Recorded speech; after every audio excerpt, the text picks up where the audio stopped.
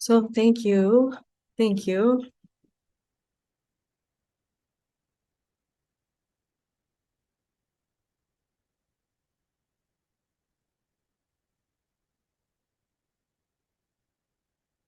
Today I was getting the sense that there was maybe a lot of questions, and I was kind of wishing I would have opened it to questions and had the questions themselves sort of drive the gathering. So I'm going to talk for a little bit, but then I'm hoping people will come forward with their questions. I thought it was great that there was this huge thunder and lightning storm for the nervous system talk.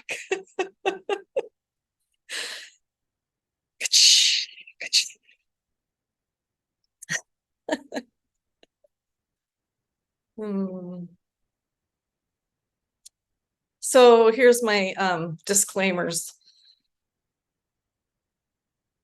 I'm always speaking from direct experience, and also what mostly comes forward here when I'm in this role is different angles,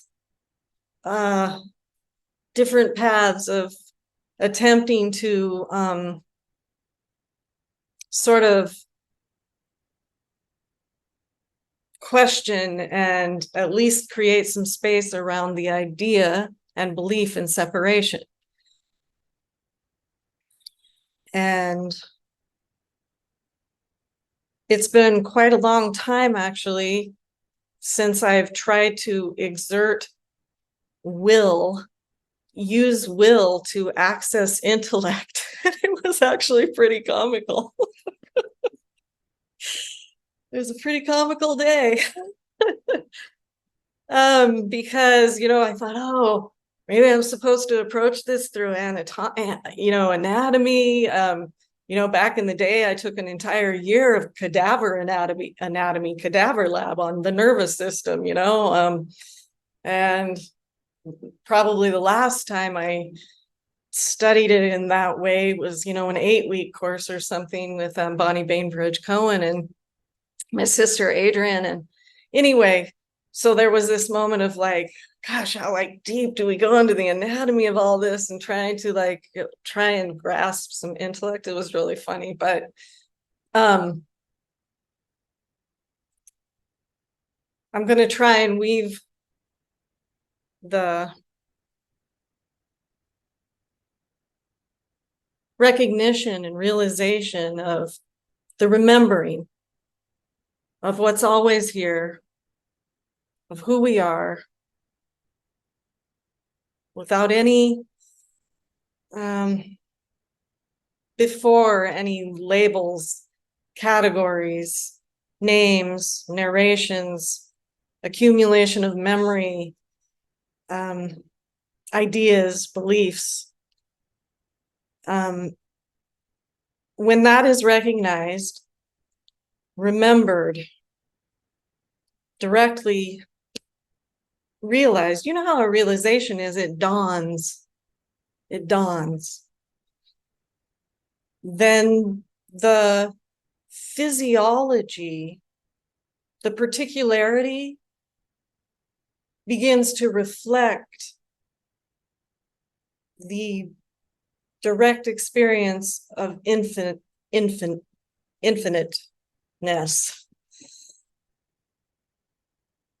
So the mind will be saying it's either particular or it's infinite. It's either empty or it's full.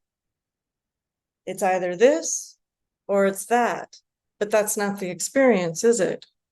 That's not the experience. The infinite is enjoying itself as a particularity. And when that is the view, the orientation, the direct experience, the nervous system changes to reflect and accommodate that understanding. It looks different in each of us, yeah. So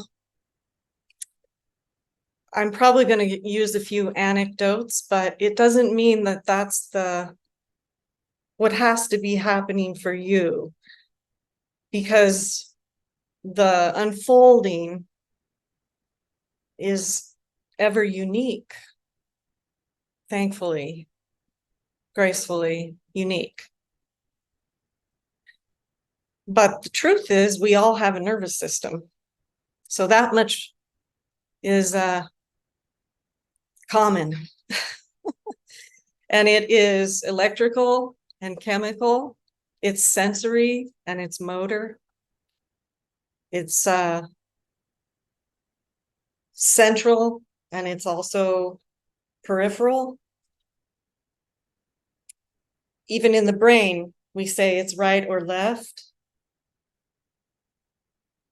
And all of these divisions and flavors begin to come together as a wholeness.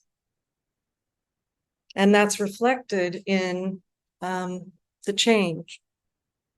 So you might sense it differently than, and have different experiences than what has happened here, but there's no doubt there will be changes in the nervous system because we perceive completely differently from different levels of consciousness. And the nervous system is the perceptual apparatus, not only for the particularity, but we are the sensory apparatus for source, of source.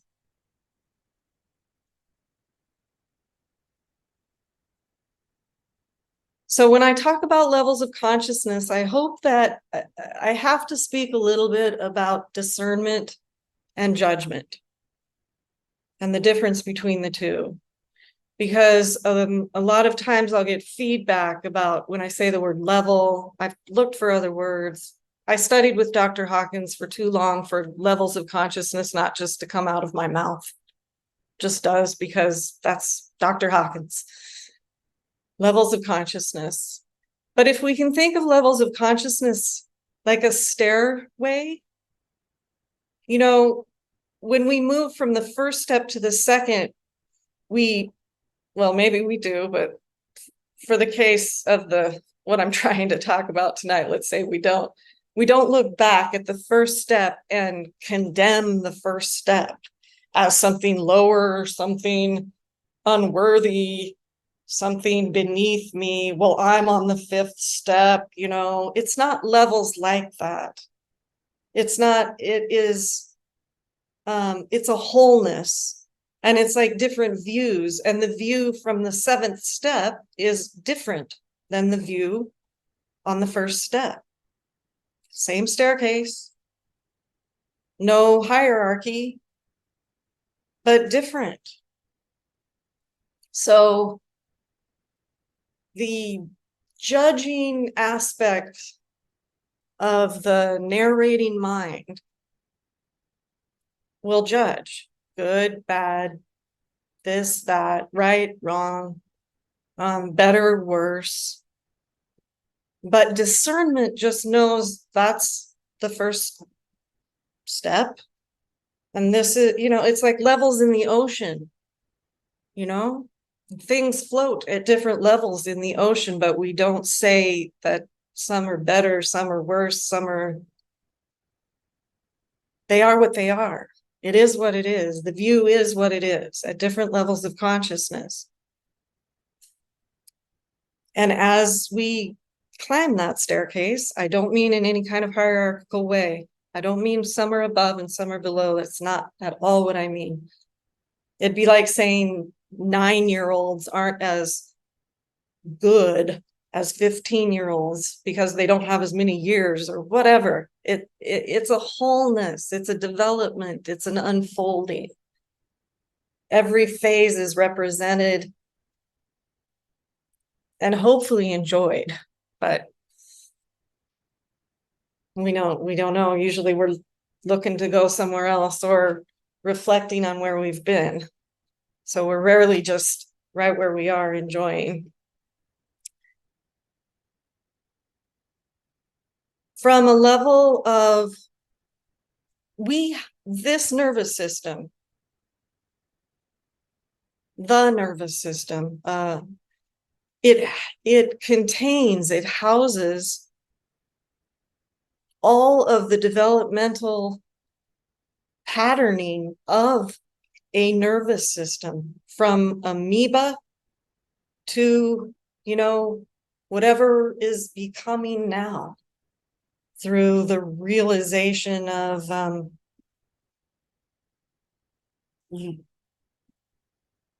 life without self-narration. We have an amygdala, we have a lower brain, we have a higher brain, we have a frontal cortex, and we have a piece of our brain that is just food or not food, me or them. It's here. And at times, we are in that security, safety, risk. The response, the reaction, I should say, of the nervous system is based in separation. And it is vigilantly looking for and guarding against perceived threats. We need that piece, right? How many times have we heard somebody say to us, look both ways before you cross the street? Look both ways before you cross the street is a reality. It's neither good nor bad. It's different than discerning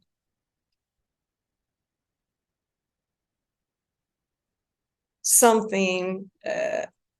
Okay, let me back up here.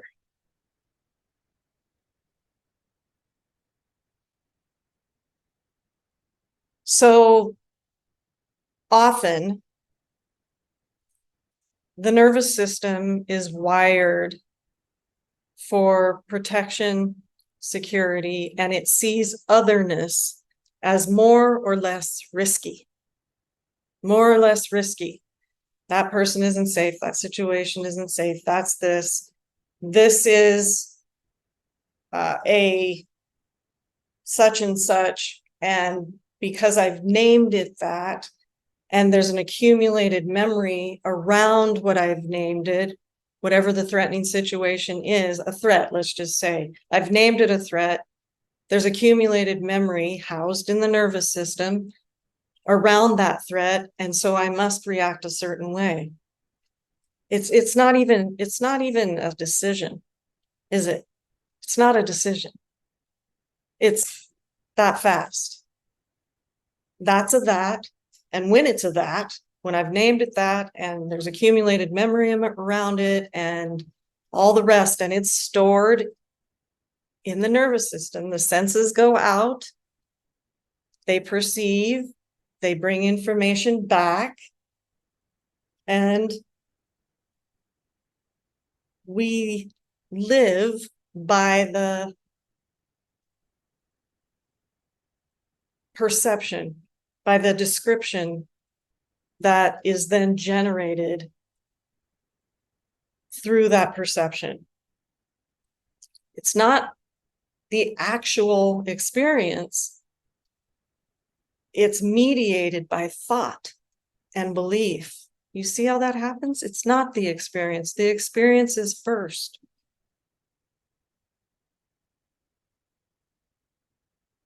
Then it is named, categorized, and decided upon by kind of this central processor thing. And this is all very wired. It's wired in. not just by our personal experience, but collectively the handed down legacy of the belief in separation. I am this, and everything else is everything else. As that begins to break down through meditation, through grace, through teachers, teachings, whatever, however it is breaking down for you,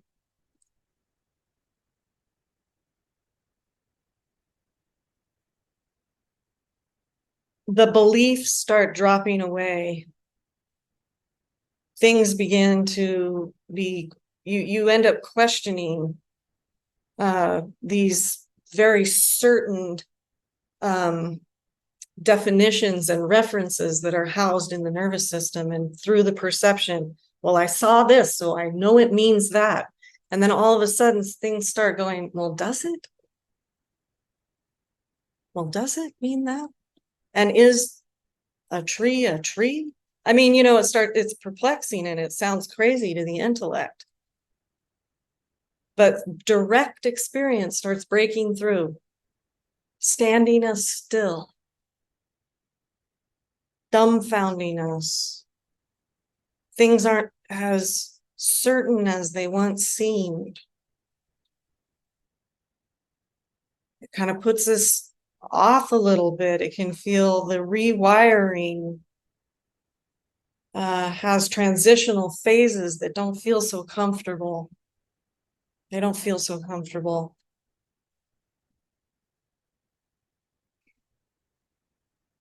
It takes great courage. It takes great courage. As that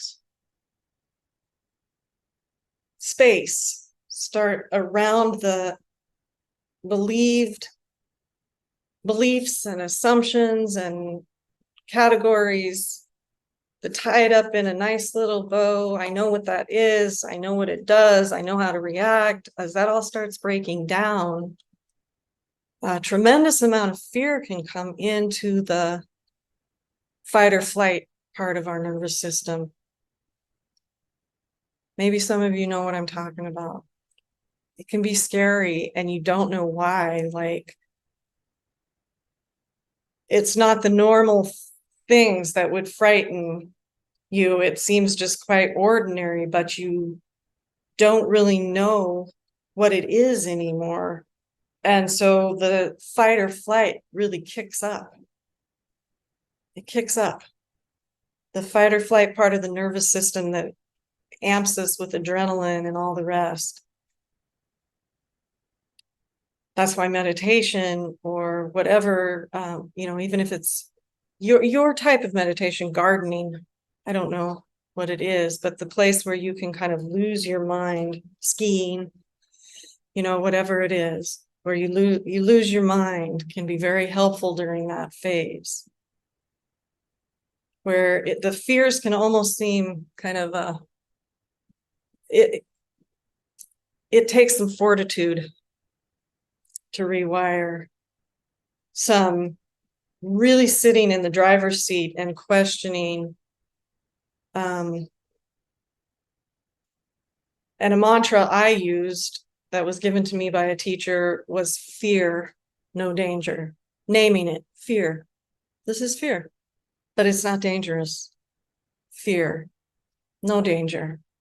I mean, sometimes 200-300 times a day, fear, no danger. Fear, no danger. To kind of accommodate, you might say, what was happening in the nervous system. So as the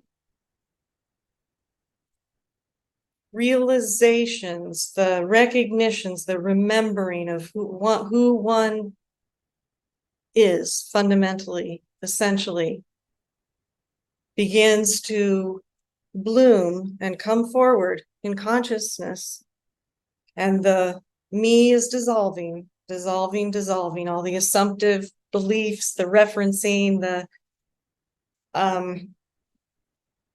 you know what I'm talking about, the believing of the narration. It just isn't believable at a certain point. It begins to fade. Then the nervous system, it's going through these changes. And the part of our nervous system that is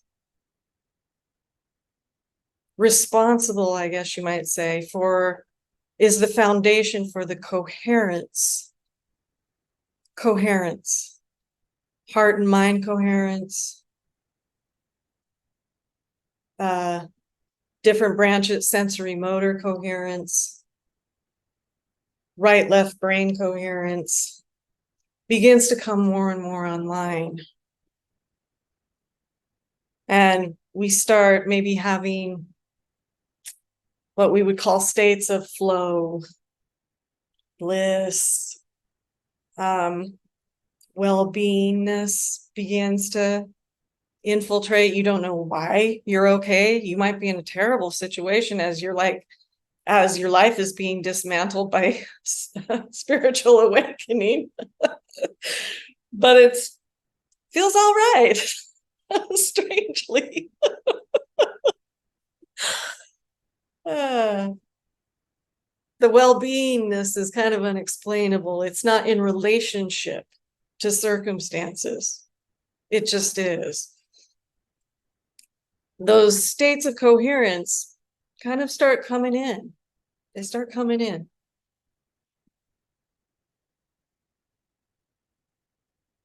There's a lot of stuff I could go into with all of that, with polyvagal and everything, but it's anatomy, and you can Google all of that if you want to get real nitty gritty, like cellular reconstruction. I mean, it's all out there. If by some chance you've also had a Kundalini awakening with all of this, please get a hold of me. I'm not going to go into that tonight specifically, but just to say that it is absolutely part and parcel of this whole thing.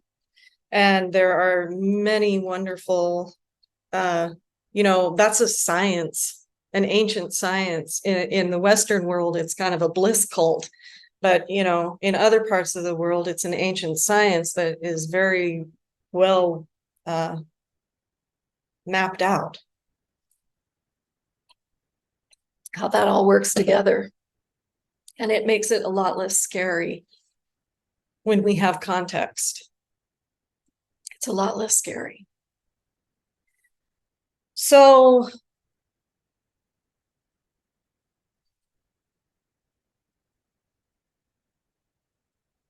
sometimes the rewiring can be there are nerve plexi in the body, right? Some of you know this. Don't have it. There are areas in our body and they kind of correspond to the chakras, that have a lot of nerve endings coming out of the spine, at the sacrum, at the solar plexus, the back of the head, the behind the heart. These nerve plexi start really turning on. Maybe not for you. Remember, this all has to be checked through your direct experience. But for those that this is happening, this can be very painful. Nerve pain happens for a certain amount of people going through this process of spiritual unfolding and surrendering of self. So I want to give voice to it in case that's you. A tremendous amount of pain can be experienced. Dr. Hawkins had extreme pain, Adyashanti. There can be extreme pain, nerve pain, as the rewiring is being very intelligently, wisely lived from life itself. It can hit up against blocks of patterning that are very deep. very deep. Like, I don't know that I fully understand karma and all the rest. Let's use that word. They can be karmic. They can be very, very deep, pre-verbal. You can have a sense that the blocks are kind of almost sprayed throughout time space. There can be a sense of that, an actual experience of it, of the immensity of some of these identifications that have been stored and housed in the perceptual apparatus, the nervous system. And that can be very challenging. If that's happening for you, get a hold of me. The bottom line with that is surrender at deeper and deeper and deeper and deeper and deeper levels of identification to the roots of existence itself, to be or not to be.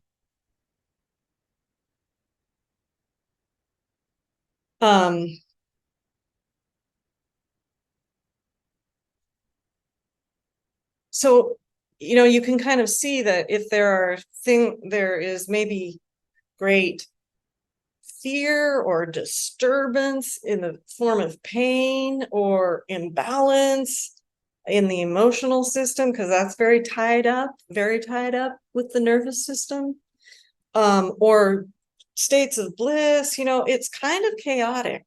It's a little bit chaotic for a while in most people.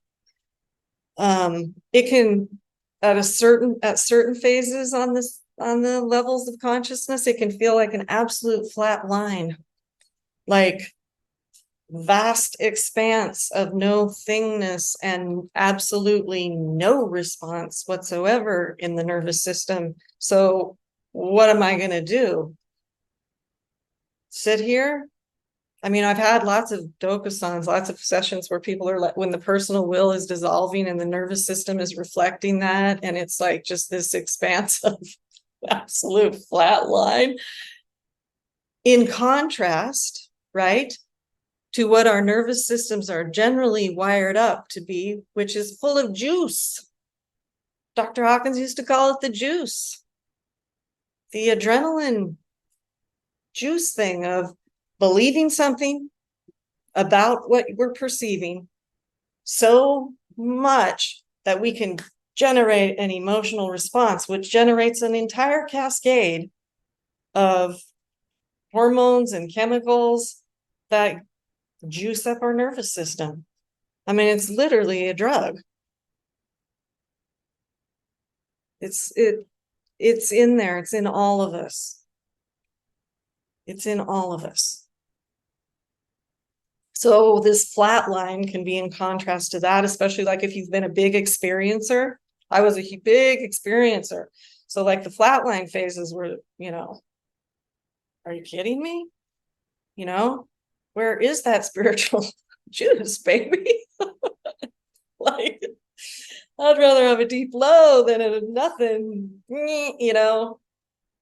So if you are wired up that way, which many of us are, if you've had like any kind of trauma or anything which who hasn't at this point, but some of us have had more and at different, very formative ages.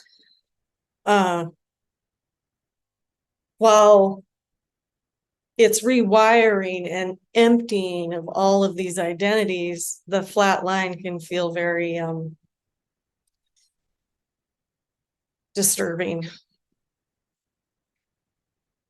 No motivation, no ambition, all of that falls out. It falls out, it falls out, it falls out because there is no doer at the end of this process.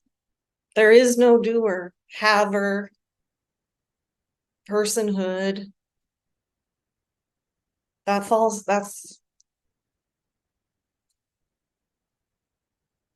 So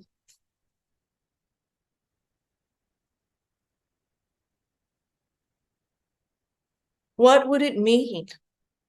What would it mean? Just in your own sense of things, to perceive without memory. No memory. No accumulated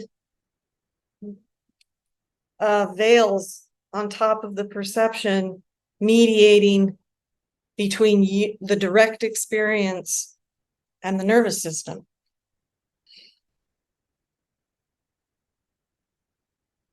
Here, and this does not have to be the case, absolutely not. Many folks do not have this experience, but I'm just going to speak this way for a moment.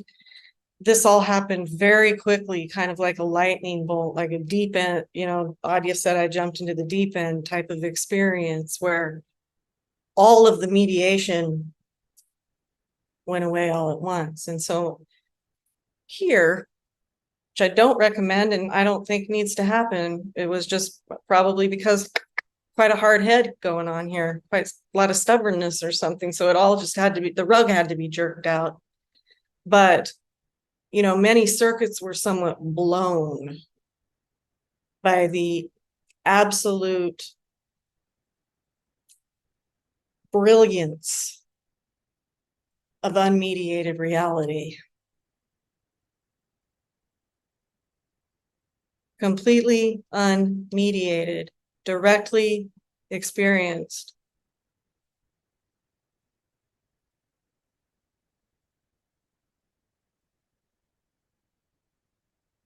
Without the description,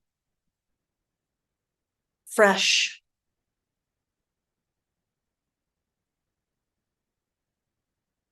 Brilliant.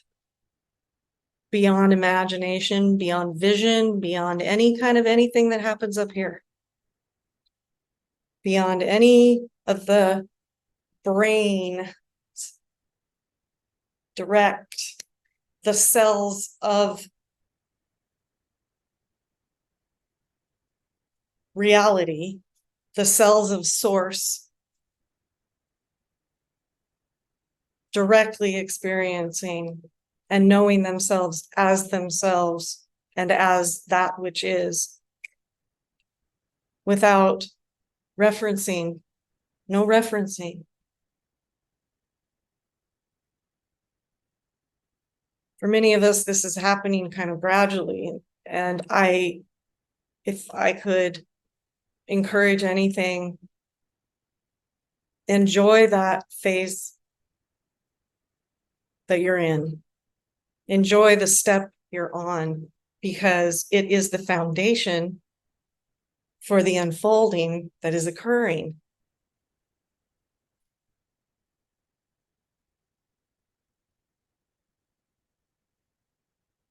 And I'm just kind of, I don't know, it's like a smorgasbord or something, but I'm just trying to give a picture for people who might be experiencing different aspects of this process. At one phase, I did call it conscious Alzheimer's, and it was very disturbing. I was a very intellectual person, a couple of college degrees, the whole thing. And when that was not the go-to, it could barely even be accessed. It was gone, really. I didn't even know what a slice of bread meant or was. But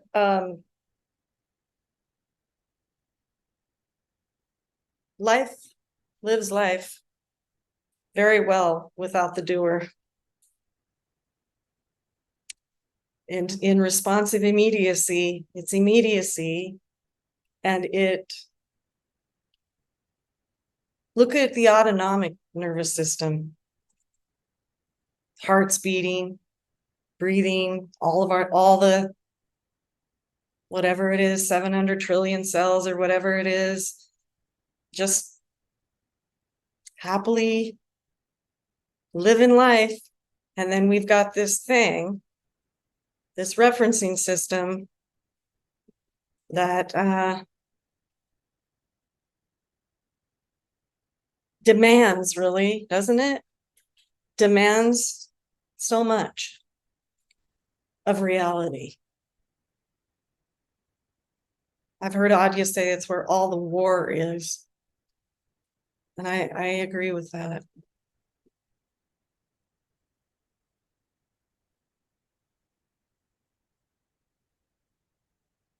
So it can be unsettling, depending on which phase you're in, depending on how it is rewiring for you. I mean, there's no doubt we're all a part of it. It's not just in the particularity, it's in the whole. The body of the earth herself, the fabric of reality, that are these, just like our nervous system, that picture really spoke to a lot of people.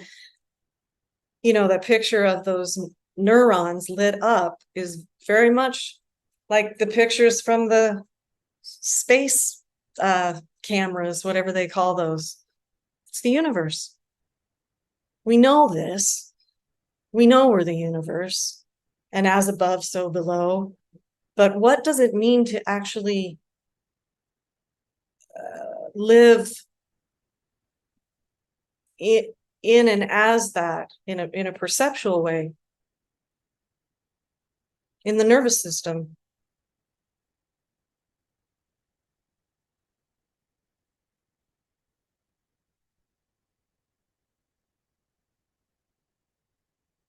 It's radically, radically different than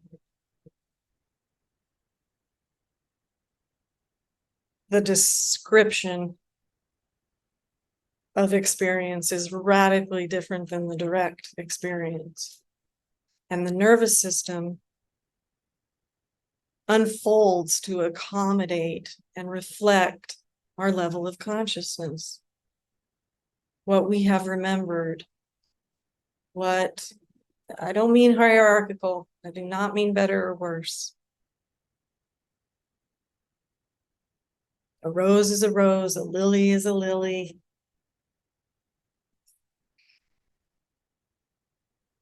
For each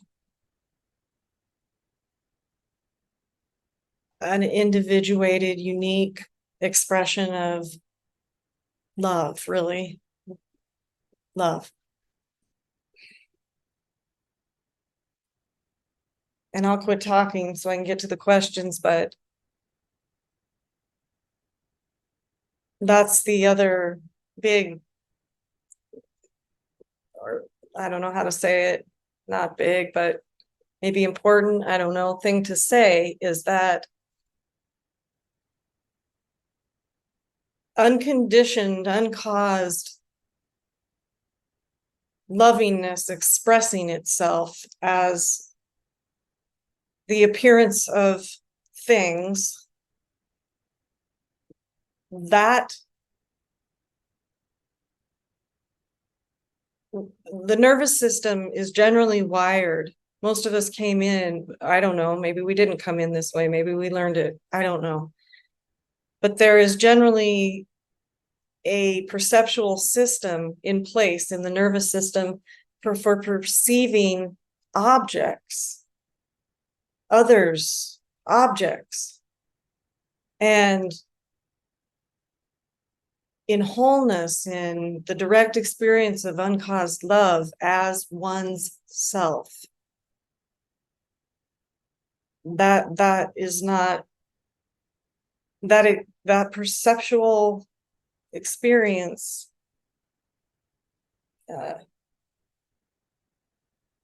well, it fades out.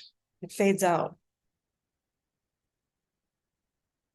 And for a while, it can be really startling because you can't find edges, boundaries, defenses, territories.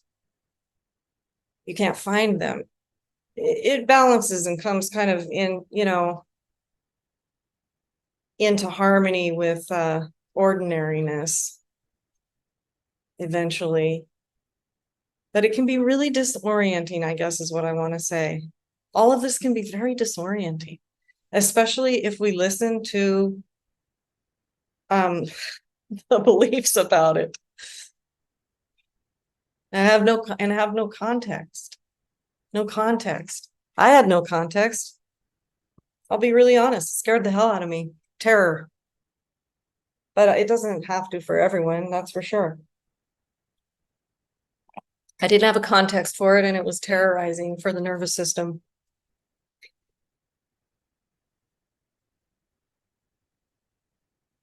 But that was an old pattern, an old conditioned, habituated response, reaction to undividedness, to no division. And we're all moving into something different.